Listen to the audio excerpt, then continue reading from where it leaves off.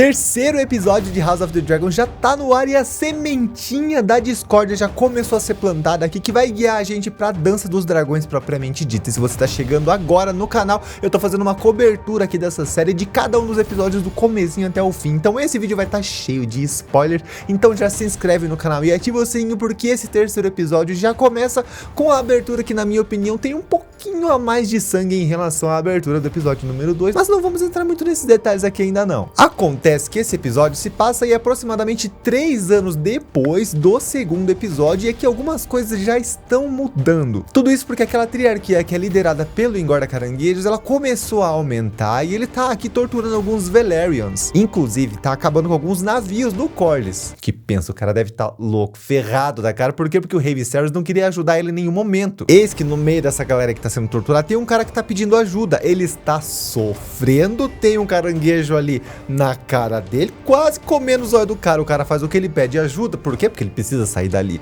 Eis que quando ele acha que tá tudo perdido na vida dele, me aparece voando no céu Daemon Targaryen junto com Caraxes, tacando fogo em tudo ali. E quando o cara acha que o Daemon vai salvar ele, o que acontece? O Caraxes cai em cima do cara. Ele pousa bem na cara do cara assim. Você...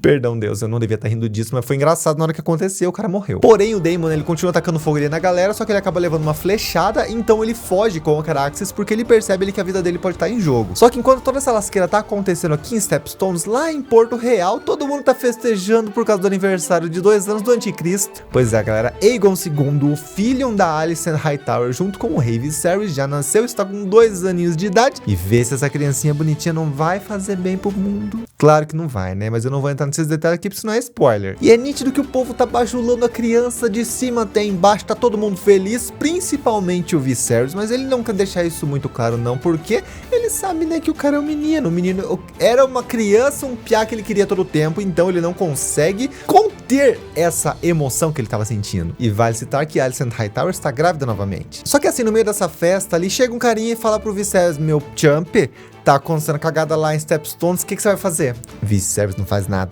nem reage, não bota um cropped. Porque afinal, o Daemon e o Corlys desobedeceram as ordens dele, né? Se vocês lembram lá no finalzinho dos últimos episódios, então o Viserys tá se lixando, eles que lutem. Aí ele deixa isso de lado e fica falando: cadê minha filha? Eu quero saber onde é que tá minha filha, cadê minha filha Rhaenyra? Rhaenyra tá lá lendo com o bico desse tamanho, um bico de pato, por quê? Porque ela está puta. Ela não quer se misturar com a galera, só que daí ela tá lá na paz dela, lendo as coisazinhas. Quem é que me chega? Alicent Hightower chega, amiga, vem cá, me quero falar um negócio. O rei quer falar com você.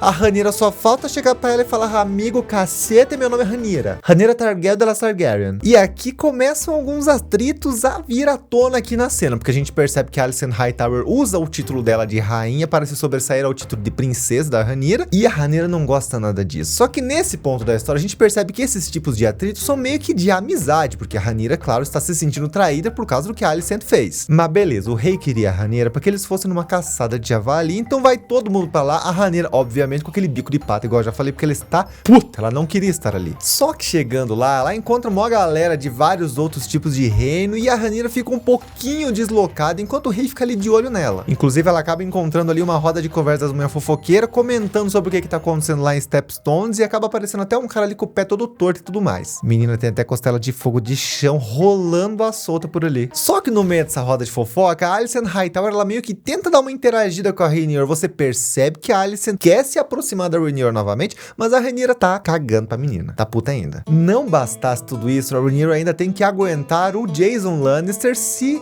ensaboando para cima dela. E além de se ensaboar para cima dela, ele fica ali lambendo o rei, porque obviamente Lannister tem interesse no reino. Só que a Rhaenyra, ela fica louca, ela fica puta, porque ela fala: pai, para de me mandar homem, eu não quero escolher o homem que você quer, eu quero escolher o meu próprio homem. E ela faz isso no meio da festa, e cara, ela tá certíssima, ela não quer seguir as tradições, ela quer fazer o que ela bem entender, ela não quer essas tradições horrorosas da monarquia. E na minha opinião, ela daria uma ótima rainha, ela tem uma decisão própria, só que o problema é que ela é diminuída pelo sistema, né? Mas beleza, revoltar com o sistema ali todo, com a opressão que ela tá sofrendo, ela decide fugir no cavalinho dela, e o Criston Cole, que é o cara da guarda real que ela mesma elegeu pro cargo, vai atrás dela pra Rhaenyra não fazer nenhuma cagada. Eles vão lá pro meio da floresta e ali eles começam a se aproximar. O Criston Cole começa a falar um pouquinho da vida dele, enquanto a Rhaenyra meio que começa a desabafar sobre o que o reino pensaria dela sobre ela ser uma rainha, né? Como que eles iriam reagir a isso? Afinal, ela sabe da posição que ela carrega, porém ela sabe que ela é impotente perante o reino. Enquanto isso, lá no Reino Alto Hightower, aquela cobra, aquela naja, aquela Cascavel, que eu já falei 1000 vezes que ele não presta, chega pro Viserys e fala: meu rei do céu, você não vai acreditar que tá acontecendo, tem um cervo branco aqui. Meu rei, isso é um sinal dos deuses de que o herdeiro do trono está entre nós, digno da realeza. Viserys, né, cai na lábia do homem, ele fica faceiro e pensa: minha nossa, eu acertei o buraco dessa vez. Porém, isso poderia ser, claro, um fato motivador para que ele continuasse feliz e reluzente e tudo mais, só que ele volta pra festa na sequência e você percebe que o cara tá com um ar melancólico, ele tá triste por dentro, mas ele não quer expressar isso pra todo mundo. Você vê assim que ele tá meio instável, meio pensativo, mas ele segue ali na dele, ele só quer paz. Só que ele não consegue, né? Porque quem aparece? Jason Lannister novamente, aquele corvo aparece em cima do rei, sugerindo unir forças do reino, né? Porque ele quer se casar com a Rhaenyra. Pensa num cara chato, só que o Viserys dá um corte nele ali, o Viserys acaba sendo até meio prepotente, dizendo que os Targaryen não precisam de mais força do que eles já têm. E, inclusive, ele até solta, né, que ele não tem intenção ali de indicar um novo herdeiro pro trono, só que tem alguma coisa incomodando ele ali no meio, porque a gente sabe, claro, que ele já nomeou a Rhaenyra e tal, só que fica aquela pulguinha ali atrás da orelha, tem alguma coisa incomodando o cara, mas ele deixa bem claro que ele não quer falar de política ali no meio. Inclusive, amigo, se você não quer falar de política, essa série não é pra você, Viserys, você tá na série errada. E seguindo a linha de que o Viserys quer ficar na paz, e obviamente que ele não consegue, porque me chega Otto Hightower e fala: meu rei, e se você pegar tua filha e fazer ela casar com o teu filho que acabou de nascer, que tem 2 anos? Porque assim você poderia fazer o reino ficar um pouquinho mais forte. E vale estar novamente, claro, né, que essas questões aqui de casamento entre irmãos e tal é um pouquinho normal entre os Targaryen, né? Então eles tratam isso com maior naturalidade. Só que o Viserys, claro, que não aceita essa ideia muito bem e continua bebendo ali naquela festa. Eis que tentando novamente ficar na paz, não consegue, chega-me outro membro do conselho. O Viserys até entra na defensiva, né? Fala: o que você quer, meu tempo? Você quer que eu case com a tua filha? Você quer que minha filha case com o teu filho? Eu não vou casar com ninguém. Mas daí o cara fala: não, meu rei, me calme-se, porque e se você pegar tua filha e fazer ela casar com um cara que você nem tava pensando, que é o Laenor Velaryon? Assim eles conseguiriam juntar as forças do reino Targaryen com o dos Velaryon, que é aquela galera ali dos navios e tudo mais, são uma potência muito grande e um dos reinos mais ricos que tem. Aí o rei olha para aquilo meio bêbado, meio tonto e fala: opa, aí você tem um ponto. E aí fica a sementinha no rei, porque enquanto isso Rhaenyra e Criston Cole estão lá na floresta ainda, já tá noite, ninguém quer voltar para casa. E ela tá ali naquele papo, né, de que tem dúvida se o reino ainda vai aceitar ela como rainha e tudo mais, até que de repente me ataca um javali, todo mundo se assusta, o Criston Cole parte pra cima do javali, porque querendo ou não ele foi pra cima da Rhaenyra pra atacar ela em primeira mão, só que a Rhaenyra estava com tanta raiva acumulada dentro dela que ela pegou uma faca e começou a dar várias facadas em cima desse javali, jogando toda a raiva dela em cima dele. E inclusive ela matou melhor que o rei Robert Baratheon, né, que levou uma chifrada no Foreves. E enquanto tudo isso tá acontecendo, né, esse perigo tá acontecendo lá no meio da floresta, o rei Viserys está com Alicent Hightower desabafando. Porque como eu já comentei, ele tá ali com aquela pulguinha atrás da orelha, tem aquela coisa incomodando ele e ele decide expor essa frustração um pouquinho para Alicent. Olha logo para quem? Para a cobra. Ele comenta, né, que ele nomeou a Rhaenyra Targaryen para o cargo de herdeira justamente por não acreditar mais, porém ele não deixa claro no que ele não estaria acreditando, né, mas claro que fica depois evidente que ele não acreditava mais que ele poderia vir a ter um filho novamente. Ele comenta também que ele acabou sonhando, né, lá no passado que ele viria a ter um filho e esse filho receberia uma coroa, e essa obsessão foi o que levou a esposa dele, a Aemma, a morrer, infelizmente. No fim das contas, a gente percebe que o rei está com um certo tipo de remorso por ter indicado a Rhaenyra e que tá com um certo tipo de dúvida sobre essa escolha que ele teve. Eis que no dia seguinte, a galera consegue capturar aquele tal do cervo e o rei fica todo faceiro, só que ele chega lá primeiro que o cervo nem branco é. Só que ele é chamado pra esse evento horroroso pra dar um fim no bicho, né, como uma mostra de poder aqui e tudo mais. Ele meio que reluta no começo, dá os golpes no bicho e ele acaba finalizando o ato e tudo mais, só que é nítido que ele tá bem incomodado com essa situação, porém a galera aplaude ele ali como se fosse o melhor feito do mundo. Só que mal sabia o rei que o verdadeiro cervo branco aparece para ninguém menos que Rhaenyra Targaryen, só que ela com a índole que ela tem, ela não matou e deixou o bicho seguir o fluxo dela, ou seja, temos aqui a verdadeira rainha Targaryen, né, meu champs?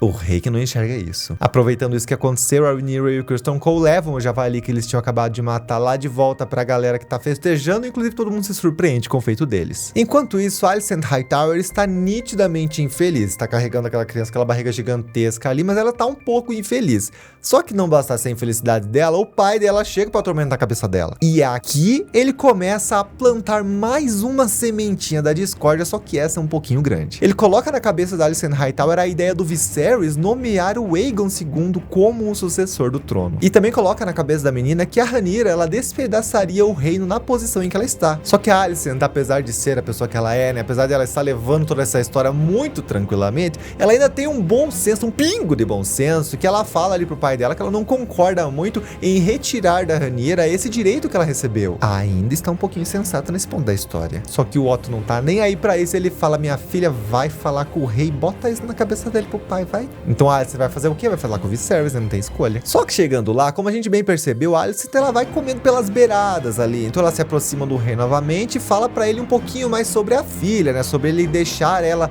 escolher o caminho dela, o próprio caminho, escolher os próprios noivos e tudo mais. Basicamente ela pede pro rei respeitar a decisão da filha, só que a conversa é trocada no meio aqui, porque o rei recebe uma mensagem do Vaemond Velaryon, que está lá nas batalhas de Stepstones, junto com o Corlys, com o Laenor e tudo mais, e eles relatam que eles estão perdendo essa batalha. Aí a Alicent olha pro rei e fala, meu te amo, você não vai fazer nada, meu rei, meu querido, meu amo. O rei fala pra ela, não, meu amor, não vou fazer nada. Por quê? Porque eles me desobedeceram. Só que a Alicent conversa com o rei e ela faz o rei abrir um pouco os olhos, e isso faz com que, claro, ele ceda um pouquinho do seu orgulho e ofereça uma ajuda lá pra galera que tá morrendo. Ou seja, ele decide ajudar o Daemon Targaryen. E de posse aqui dessa mente um pouquinho mais calma, o rei Viserys conversa depois com a Rhaenyra, só que a Rhaenyra ela até mesmo se inferioriza perante o pai dela, porque ela sabe, né, ela tá bem revoltada, e ela sabe que o pai dela tá felicíssimo porque tem um filho ali. Inclusive, claro, ela sabe, né, que ela pode ser substituída e tudo mais, só que nesse ponto da história vale citar que eles têm ciência dessas situações, porém eles não têm noção real do que pode vir a acontecer caso isso realmente aconteça. Ela até dá uns puxão de orelha ali no pai dela, falando que se fosse pra tirar vantagem, ele deveria ter se casado com a Laena Velaryon, né, aquela garotinha lá no segundo episódio, mas não foi isso que aconteceu. Então o pai dela, tendo todo esse panorama aqui na cabeça dele, ele fala, então minha filha, agora eu vou te deixar você própria escolher teu próprio marido da mesma maneira que eu escolhi a sua mãe. E terminou esse papo dizendo pra Rhaenyra, né, na verdade jurando pra Rhaenyra que ela não seria substituída em relação a ser herdeira do trono. Rhaenyra sai faceira da vida, porque agora ela está aparentemente em paz e pode escolher seu próprio homem, e enquanto isso a gente muda lá para as guerras das Stepstones, onde a coisa tá feia. Isso porque os navios dos Velaryon estão sendo atacados, destruídos, e eles estão praticamente perdendo a guerra, como eles já haviam relatado. O Corlys, o Vaemond, né, que é o irmão do Corlys, e também o Laenor Velaryon, que agora está um pouquinho mais crescido, eles estão ali traçando algumas estratégias, quando no meio da conversa o Vaemond fala, não quero mais tratar com o Daemon, porque o reino odeia o Piá, como é que a gente vai se envolver com uma coisa dessa? Só que o Corlys fala, calha a boca, irmão, ele é a única nossa saída que nós temos. Eis que na sequência me chega Daemon. Daemon até poderia estar calminho, mas ele recebe uma mensagem, e é a mensagem do rei oferecendo ajuda pra ele, só que, gente, ele fica puto, ele fica louco da cara, ele começa a tacar soco no mensageiro que não tinha nada a ver. Coitado do mensageiro. Basicamente, o rei ofereceu ajuda e também ofereceu uma trégua, só que o Daemon é bem orgulhoso, né? A gente sabe que isso não vai ser tão fácil assim. E aí acontece algumas coisas um pouco surpreendentes que a gente fica, eita galera, o que tá acontecendo aqui? Porque o Daemon sai do meio da conversa, atravessa o lago, vai lá pro meio da batalha e levanta uma bandeira branca, como se ele estivesse realmente se rendendo àquilo. Inclusive, vale citar que ele não tem praticamente nenhuma fala nesse episódio, mas, gente, um homem não precisa falar nada, não. Ele só de agir, só de olhar, você pensa, minha nossa senhora, ele vai queimar alguém. Aí você olha ele levantando a bandeirinha, você fica, minha nossa, o que ele vai fazer? Vai se render, meu nossa senhora, tem mais 7 episódios pela frente. E enquanto isso, os inimigos começam a se armar pra atirar no Daemon, quando de repente ele começa a atacar todo mundo, bem traiçoeiro mesmo. E por sinal, ele ataca sozinho, escapando das flechas e tudo mais, porque na verdade a real intenção do Daemon com isso tudo é mostrar que ele realmente é capaz e que ele não precisa de ajuda, muito menos da ajuda do irmão dele. Só que aos poucos, vários inimigos, vários homens vão chegando e o Daemon começa a ficar meio que cercado, inclusive recebe até 3 flechadas no corpo e ele fica muito fraco, praticamente perdido ali. E nesse ponto do episódio existe uma tensão gigantesca no ar, uma incerteza, porque você não sabe o que pode acontecer. Só que quando tudo parecia perdido, os Velaryon aparecem pra lutar ao lado do Daemon. E não bastasse isso, nosso querido representante do vale, Laenor Velaryon, aparece montado no cismão, que começa a atacar fogo em todo mundo que tá ali. E no meio dessa luta, a galera lutando, Corlys Velaryon lutando pra caramba, o Daemon olha lá no meio da caverna e encontra ninguém menos que o Engorda Caranguejo. O Daemon dá um jeitinho de ir pra lá e divide o corpo do cara em dois, praticamente uma cena que é uma obra de arte de tão bonita que é. E aqui eles finalmente vencem a batalha, uma batalha de 2 anos que foi vencida por causa de um bilhete do rei que incentivou o outro a não aceitar ajuda. Mas tudo bem, porque agora a gente já percebeu aonde essa história está querendo nos levar e que as sementinhas da discórdia já estão plantadas e agora a coisa só tende a piorar. Curtiu o episódio? Não esquece do like se você curtiu o vídeo, também já se inscreve no canal e ativa o sininho, porque toda semana vai ter vídeo aqui dessa série sensacional. E tchau, vejo você no próximo vídeo.